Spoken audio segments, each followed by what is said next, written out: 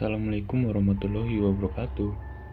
Hai gengs, balik lagi dengan saya, Bang Dan. Gimana kabar teman-teman? Saya harap teman-teman baik-baik saja lah ya. Kali ini kita membahas sebuah kejadian yang dialami sama teman saya, sebut saja Bagong. Oh iya teman-teman, semua nama di cerita ini saya samarkan karena teman saya tidak mau identitasnya tersebar. Oke, kita lanjut ke ceritanya.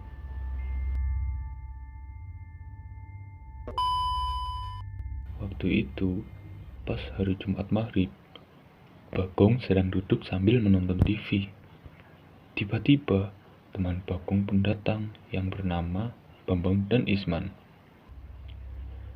Bambang dan Isman mengajak Bagong untuk mencari ikan di sungai pada malam hari. Bambang berkata, "Gong, mau ikut cari ikan di sungai apa enggak?" Bagong menjawab, "Ayo, saya ikut. Sebentar ya, saya ambil senter dulu."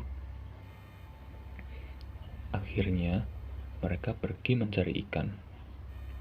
Saat di perjalanan, Bambang melihat sosok putih dari kejauhan.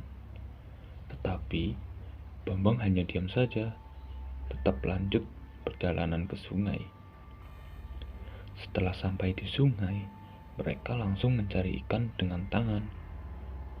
Beberapa menit kemudian, Isman dapat ikan besar. Akhirnya, mereka sangat bersemangat mencari ikannya. Diam-diam, Bambang mulai iseng dengan cara memegang kaki Bagong. Dan Bagong berteriak, "Ah!" Isman dan Bagong tertawa. "Hahaha." Isman berkata, "Kau ini penakut sekali." Bagong menjawab, "Bukan penakut, tapi saya hanya kaget." Bambang berkata, Udah, lanjut cari ikannya lagi," sambil tertawa kecil. Beberapa jam kemudian, Bagong merasa ada yang aneh. Seketika, ada yang memegang kaki Bagong. Tapi, Bagong hanya diam saja. Dia kira Bambang yang memegang kakinya.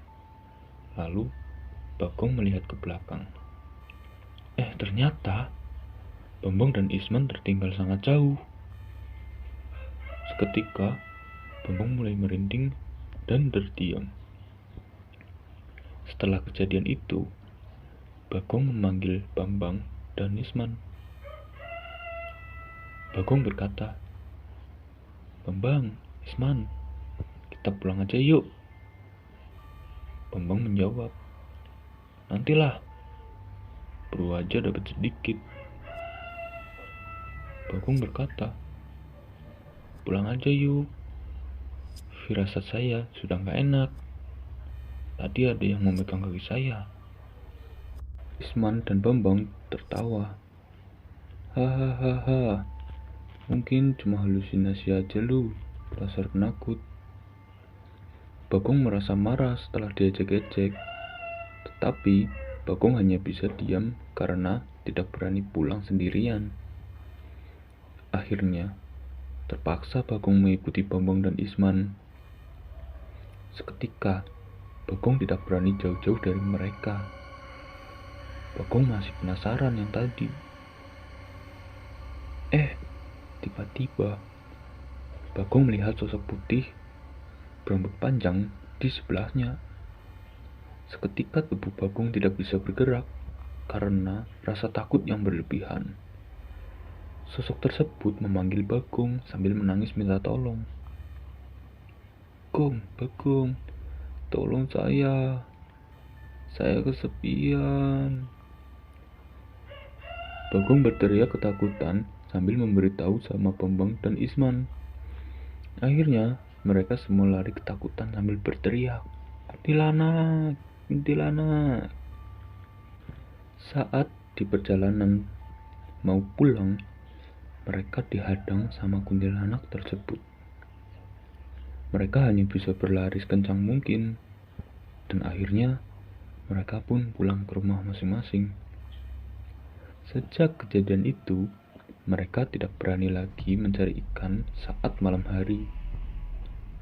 Cerita pun bersambung.